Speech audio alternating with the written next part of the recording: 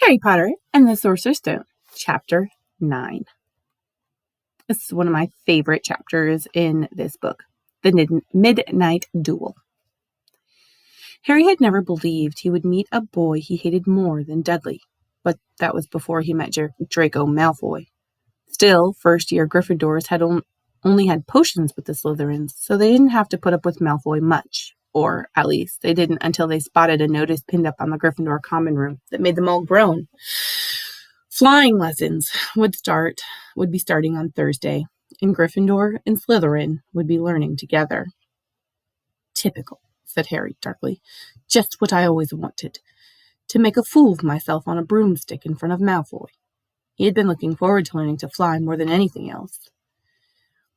You don't know that you'll make a fool of yourself, said Ron reasonably. Anyway, I know Malfoy's always going on about how good he is at Quidditch, but I bet that's all talk.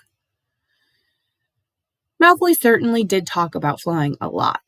He complained loudly about first years never getting on the house Quidditch teams and being told long, boastful stories that always seemed to end with him narrowly missing muggles and helicopters. He wasn't the only one, though. The way Seamus Finnegan told it, he'd spent most of his childhood zooming around the countryside on his broomstick. Even Ron could tell anyone who'd listen about the time he'd almost hit a hand glider on Charlie's old broom. Everyone from wizarding families talked about Quidditch constantly. Ron had already had a big argument with Dean Thomas, who shared their dormitory, about soccer. Ron couldn't see what was so exciting about the game with only one ball where no one was allowed to fly. Harry caught Ron prodding Dean's poster of the West Ham soccer team, trying to make the players move. Neville had never been on a broomstick in his life because his grandmother had never let him near one. Privately, Harry felt she'd had a good reason, because Neville managed to have an extraordinary number of accidents, even with both feet on the ground. Hermione Granger was almost as nervous about flying as Neville was. This was something you couldn't learn by heart out of a book, not that she hadn't tried. At breakfast on Thursday, she bored them all stupid with flying tips she'd gotten out of a library book called Quidditch Through the Ages. Neville was hanging on to her every word, desperate for anything that might help him hang on to his broomstick later, but everyone else was very pleased when Hermione's lecture was interrupted by the arrival of the mail. Harry hadn't had a single letter since Hagrid's note, something that Malfoy had been quick to notice, of course. Malfoy's eagle owl was always bringing him packages of sweets from home, which he opened gloatingly at the Slytherin table.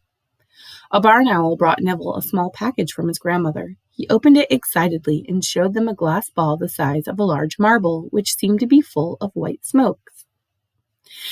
Oh, it's a remember-all, he explained. Gran knows I forget things. This tells you if there's something you've forgotten to do. Look, you hold it tight like this, and if it turns red... Oh. His face fell, because the remember-all had suddenly glowed scarlet. You've forgotten something. Neville was trying to remember what he'd forgotten when Draco Malfoy, who was passing the Gryffindor table, snatched the remember-all out of his hand. Harry and Ron jumped to their feet. They were half hoping for a reason to fight Malfoy, but Professor McGonagall, who could spot trouble quicker than any teacher in the school, was there in a flash. What's going on? Malfoy's got my remember-all, Professor. Scowling, Malfoy quickly dropped the remember-all back on the table. Just looking, he said, and he slapped away with Crabbe and Goyle behind him.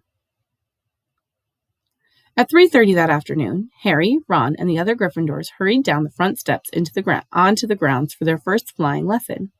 It was a clear, breezy day, and the grass rippled under their feet as they marched down the sloping lawns toward the smooth, flat lawn on the opposite side of the grounds to the Forbidden Forest, whose trees were swaying darkly in the distance.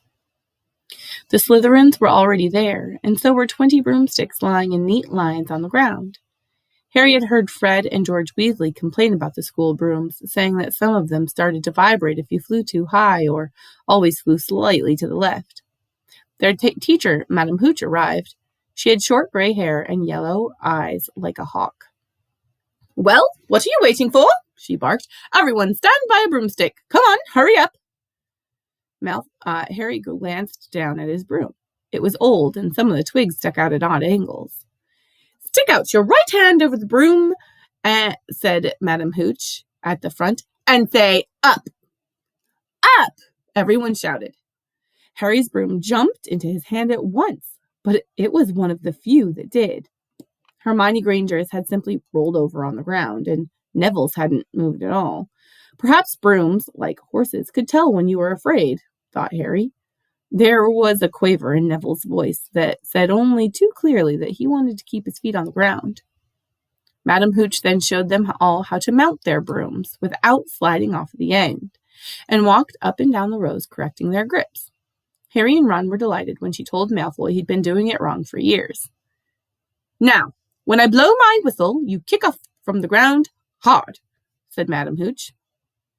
Keep your broom steady, rise a few feet, then come straight back down by leaning forward slightly. On my whistle, 3, 2... But Neville, nervous and jumpy, and frightened of being left on the ground, pushed off hard before the whistle had touched Madam Hooch's lips. Come back, boy, she shouted, but Neville was rising straight up like a cork shot out of a bottle. 12 feet, 20 feet. Harry saw his scared white face looking down at the ground, falling away, saw him gasp, slip sideways off the broom, and wham! A thud and a nasty crack, and Neville lie face down on the grass in a heap. His broomstick was still rising higher and higher and started to drift lazily towards the forbidden forest and out of sight. Madam Hooch was bending over Neville, her face as white as his. Oh, broken wrist, Harry heard her mutter. Come on, boy, it's all right. Up you get. She turned to the rest of the class. None of you is to move while I take this boy to the hospital wing. You leave those brooms where they are, or you'll be out of Hogwarts before you can say Quidditch. Come on, dear. Neville, his face tear-streaked, clutching his wrist, hobbled off with Madam Hooch, who had her arm around him. No sooner were they out of earshot than Malfoy burst into laughter. Did you see his face, the great lump? The other Slytherins joined in. Shut up, Malfoy, snapped Parvati Patel. Oh, sticking up for Longbottom, said Pansy Parkinson, a hard-faced Slytherin girl. Never thought you'd like a fat little crybaby, Parvati. Look, said Malfoy, darting forward and snatching something out of the grass. It's a stupid thing Longbottom's gran sent him. The rumbrel glittered in the sun as he held it up. Give that here, Malfoy, said Harry quietly. Everyone stopped talking to watch. Malfoy smiled nastily. I think I'll leave it somewhere for Longbottom to find. How about up a tree? Give it here, yelled Harry, but Malfoy had leapt onto his broomstick and taken off. He hadn't been lying. He could fly well. Hovering level with the topmost branches of an oak, he called, Come and get it, Potter! Harry grabbed his broom. No, shouted Hermione Granger. Madam Hooch told us not to move. You'll get us all into trouble. Harry ignored her. Blood was pounding in his ears. Okay, that's a metaphor for saying that he was mad and frustrated. He mounted the broom and kicked hard against the ground, and up he soared. Air rushed through his hair, and his robes whipped out behind him. And in a rush of fierce joy, he realized he'd found something he could do without being taught. This was easy. This was wonderful. He pulled his broomstick up a little to take it even higher, and heard screams and gasps of girls back on the ground, and an admiring whoop from Ron. He turned his broomstick sharply to face Malfoy in midair. Malfoy looked stunned. Give it here, Harry yelled, or I'll knock you off that broom. Oh, yeah, said Malfoy, trying to sneer, but looking worried. Harry knew somehow what to do. He leaned forward and grasped the broom tightly in both hands, and it shot towards Malfoy like a javelin. Malfoy only just got out of the way in time. Harry made a sharp about face and held the broom steady. A few people below were clapping. No Crabbe and Goyle up here to save your neck now, Malfoy, Harry called. The same thought seemed to have struck Malfoy. Catch it if you can, then, he shouted, and he threw the glass ball high into the air and streaked back towards the ground. Harry saw, as though in slow motion, the ball rise up in the air and then start to fall. He had leaned forward and pointed his broom handle down. Next second, he was gathering speed in a deep dive, raising the ball. Wind whistled in his ears, mingled with the screams of the people watching. He stretched out his hand a foot from the ground. He caught it just in time to pull his broom straight, and he toppled gently into the grass, with the Remember-All clutched safely in his fist. Harry Potter! His heart sank faster than he'd just dived. Professor McGonagall was running towards them. He got to his feet, trembling. Never in all my time at Hogwarts! Professor McGonagall was almost speechless with shock, and her glasses flashed furiously. How dare you! Might have broken your neck! It wasn't his fault, Professor. Be quiet, Miss Patel. But Malfoy... That's enough. Mr. Weasley, Potter, follow me now. Harry caught sight of Malfoy, Crabbe, and Goyle's triumphant faces as he left, walking numbly in Professor McGonagall's wake as she strode towards the castle. He was going to be expelled. He just knew it. He wanted to say something to defend himself, but there seemed to be something wrong with his voice. Professor McGonagall was sweeping along without even looking at him. He had to jog to keep up. Now he'd done it. He hadn't even lasted 2 weeks. He'd be packing his bags in 10 minutes. What would the Dursleys say when he turned up on the doorstep? Up the front steps, up the marble staircase, inside, and still Professor McGonagall didn't say a word to him. She wrenched open the doors and marched along corridors with Harry trotting miserably behind her. Maybe she was taking him to Dumbledore. He thought of Hagrid, expelled but allowed to stay on as gamekeeper. Perhaps he could be Hagrid's assistant. His stomach twisted as he imagined it, watching Ron and the others becoming wizards while he stumped around the grounds carrying Hagrid's bag. Professor McGonagall stopped outside a classroom. She opened the door and poked her head inside. Excuse me, Professor Flitwick, could I borrow wood for a moment? Wood, thought Harry, bewildered. Was wood a cane she was trying to use on him? But wood turned out to be a person, a burly fifth-year boy who came out of Flitwick's class looking confused. Follow me, you two, said Professor McGonagall, and they marched on up the corridor, Wood looking curiously at Harry. In here! Professor McGonagall pointed them into a classroom that was empty except for Peeves, who was busy writing rude words on the blackboard. Out, Peeves! She barked.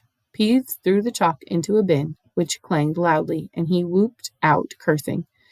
Professor McGonagall slammed the door behind him and turned to face the two boys.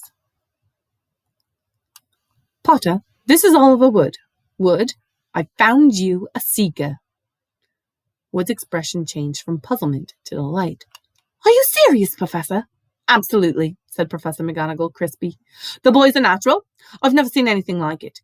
Was that your first time on a broomstick, Potter? Harry nodded silently. He didn't have a clue what was going on, but he didn't seem to be being expelled, and some of the feeling started coming back into his legs. He caught that thing in his hand after a 50-foot dive, Professor McGonagall told Wood. Didn't even scratch himself. Charlie Weasley couldn't have done it. Wood was now looking as though all his dreams had come true at once. Ever seen a game of Quidditch, Potter? He asked excitedly. Wood's captain of the Gryffindor team, Professor McGonagall exclaimed. He's just the build for a seeker, too, said Wood, now walking around Harry and staring at him. Light? Speedy? We'll have to get him a decent broom, Professor. A Nimbus 2000 or a Clean Sweep 7, I'd say. I shall speak to Professor Dumbledore and see if we can't be the first-year rule. Heaven knows we need a better team than last year. Flattened in last year's, and in the last match by Slytherin. I couldn't look Severus Snape in the face for weeks. Professor McGonagall peered sternly over her glasses at Harry. I want to hear you training hard, Potter, or I may change my mind about punishing you. Then she suddenly smiled. Your father would have been proud, she said. He was an excellent Quidditch player himself. You're joking! It was dinner time. Harry had just finished telling Ron what had happened when he left the grounds with Professor McGonagall. Ron had a piece of steak and kidney pie halfway to his mouth, but he'd forgotten about it. Seeker, he said, but first years never. You must be the youngest house player in about a century, said Harry, shoveling pie into his mouth. He felt particularly hungry after the excitement of the afternoon. Wood told me. Ron was so amazed, so impressed, he just sat and gaped at Harry. "I start training next week," said Harry, "only don't tell anyone. Wood wants to keep it a secret." Fred and George Weasley now came into the hall, spotted Harry, and hurried over. "Well done," said George in a low voice. "Wood told us. We're on the team too. Beat us." "I tell you, we're going to win that Quidditch Cup for sure this year," said Fred. "We haven't won since Charlie left, but this year's team is going to be brilliant. You must be good, Harry. Wood was almost skipping when he told us. Anyway, we've got to go. Lee Jordan reckons he's found a new secret passageway out of the school. Bet it's that one behind the statue of Gregory the Smarmy that we found in our first week. See you." Fred and George had hardly disappeared when someone far less welcome turned up. Malfoy, flanked by Crabbe and Goyle. "Having a last meal, Potter. When are you getting the train back to the Muggles?"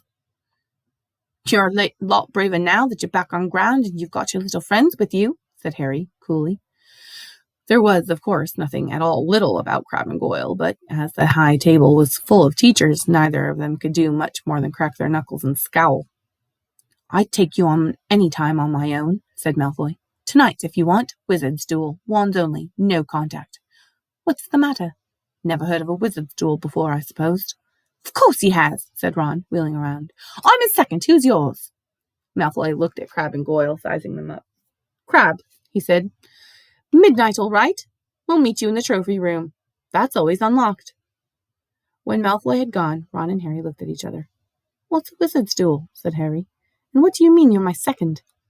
"Well, a second's there to take over if you die," said Ron, casually, getting started on his last started at last on his cold pie. Catching the look on Harry's face, he added quickly, "But people only die in proper duels, with real wizards. The most you and Malfoy will do is be able to send sparks at each other. Neither of you knows enough magic to do any real damage. I bet he expected you to refuse anyway." "And what if I wave my wand and nothing happens?" "Throw it away and punch him on the nose," Ron suggested. "Excuse me?" They both looked up. It was Hermione Granger. "Can't a person eat in peace in this place?" said Ron. Hermione ignored him and spoke to Harry. "I couldn't help overhearing that you and Malfoy were saying." "Bet you could," Ron muttered. "And you mustn't go wandering around the school at night. Think of the points you'll lose for Gryffindor if you're caught. And you're bound to be. It's really very selfish of you." "And it's really none of your business," said Harry. "Goodbye," said Ron. All the same, it wasn't what you'd call the perfect end to the day, Harry thought, as he lay awake much later, listening to Dean and Seamus falling asleep. Neville wasn't back from the hospital wing. Ron had spent all evening giving him advice such as, "If he tries to curse you, you'd better dodge it, because I can't remember how to block them." There was a very good chance they were going to get caught by Filch or Mrs. Norris, and Harry felt he was pushing his luck, breaking another school rule today. On the other hand, Malfoy's sneering face kept looming up out of the darkness. This was his big chance to beat Malfoy face to face. He couldn't miss it. 11:30, Ron muttered at last. "We'd better go." They pulled on their bathrobes, picked up their wands, and crept across the tower room, down the spiral staircase, and into the Gryffindor common room.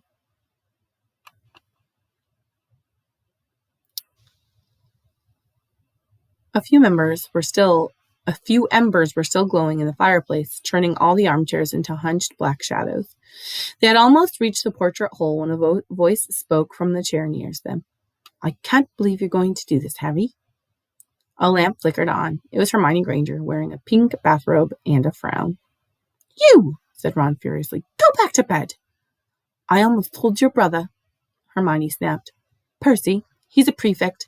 He'd put a stop to this." Harry couldn't believe anyone could be so interfering. "Come on," he said to Ron. He pushed open the portrait of the fat lady and climbed through the hole. Hermione wasn't going to give up that easily. She followed Ron through the portrait hole, hissing at them like an angry goose. "Don't you care about Gryffindor? Do you only care about yourselves? I don't want Slytherin to win the House Cup, and you'll lose all the points I got from Professor McGonagall for knowing about switching spells. Go away." "All right, but I warned you. You just remember what I said when you're on the train home tomorrow. You're so—" But what they were, they didn't find out. Hermione had turned to the portrait of the fat lady to get back inside and found herself facing an empty painting. The fat lady had gone on a nighttime visit, and Hermione was locked out of Gryffindor Tower. "Now what am I going to do?" she asked shrilly. "That's your problem," said Ron. "We've got to go. We're going to be late." They hadn't even reached the end of the corridor when Hermione caught up with them. "I'm coming with you," she said. "You are not?" "Do you think I'm going to stand here and wait for Filch to catch me? If he finds all three of us, I'll tell him the truth, that I was trying to stop you, and you can back me up." "You've got some nerve," said Ron loudly. "Shut up, both of you," said Harry sharply. "I heard something." It was a sort of snuffling. "Mrs. Norris?" breathed Ron, squinting through the dark. It wasn't Mrs. Norris. It was Neville. He was curled up on the floor, fast asleep, but jerked suddenly awake as they crept nearer. "Thank goodness you found me! I've been out here for hours. I couldn't remember the new password to get back into bed." "Keep your voice down, Neville. The password's pig snout, but it won't help you now. The fat lady's gone off somewhere." "How's your arm?" said Harry. "Fine," said Neville, showing them. "Madam Pomfrey mended it in about a minute." "Good. Well, look, Neville, we've got to be somewhere. We'll see you later." "Don't leave me," said Neville, scrambling to his feet. "I don't want to stay here alone. The bloody Baron's been past twice already." Ron looked at his watch and then glared furiously at Hermione and Neville.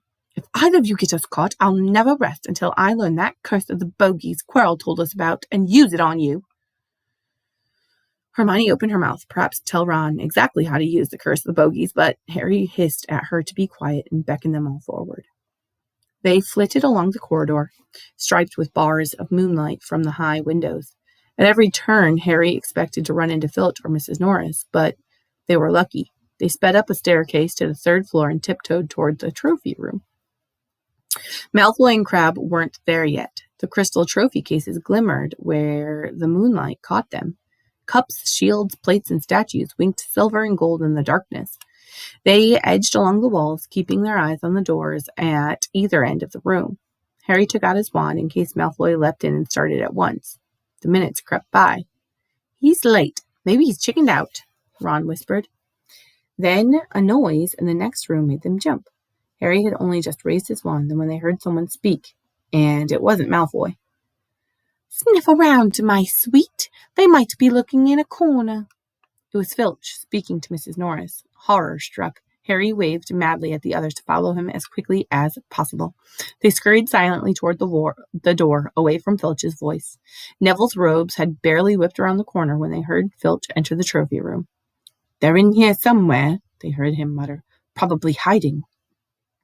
"This way," Harry mouthed to the others, and, petrified, they began to creep down a long gallery full of suits of armor. They could hear Filch getting nearer. Neville suddenly let out a frightened squeak and broke into a run. He tripped, grabbed Ron around the waist, and the pair of them toppled right into a suit of armor. The clanging and crashing were enough to wake the whole castle.